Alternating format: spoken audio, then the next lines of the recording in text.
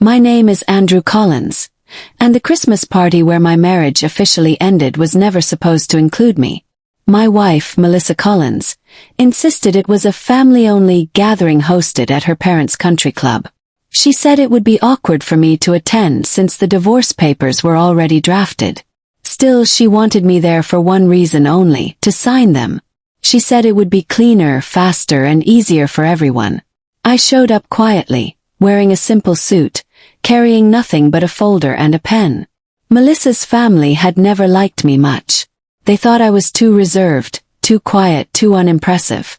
For years, they treated me like a temporary accessory in Melissa's life, someone she would eventually outgrow. When the separation started, their tone changed from polite indifference to open amusement. They believed she was finally moving up. The party was loud and festive. Music played. Glasses clinked. Laughter filled the room.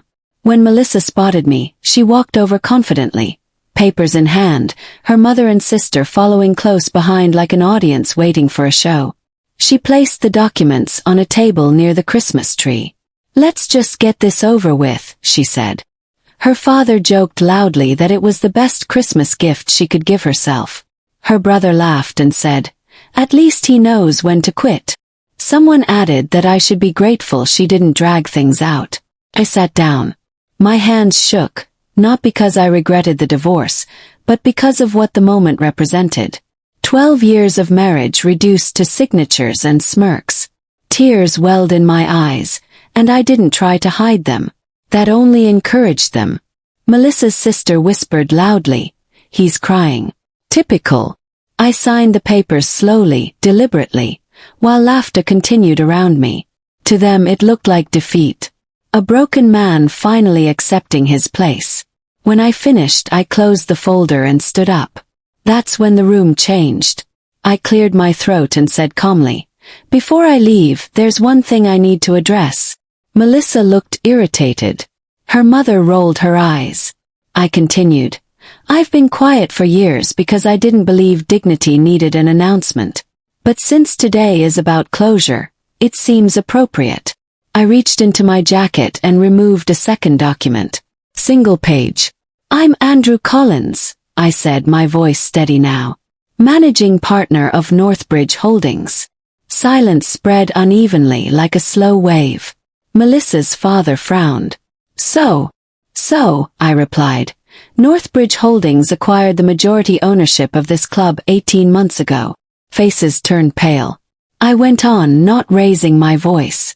"The expansion project you've been celebrating tonight, the renovation contracts, the board approvals, all finalized through my office.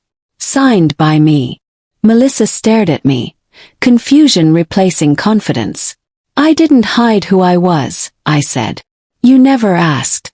You only saw what you wanted to see." Her mother opened her mouth, then closed it. Her brother shifted uncomfortably. I wasn't finished. "I'm not here to humiliate anyone," I said. "But the laughter, the assumptions, the belief that worth is measured by volume or appearance, that ends tonight." I looked directly at Melissa. "You wanted freedom. You have it. But you don't get my silence anymore." The room was completely quiet now.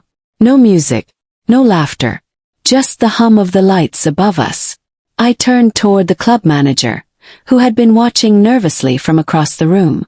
"I'll be stepping down from direct involvement effective immediately," I said. "This place will continue operating as agreed. Merry Christmas." Then I walked out. No shouting followed me. No apologies chased me into the cold night air. Just stunned silence behind closed doors.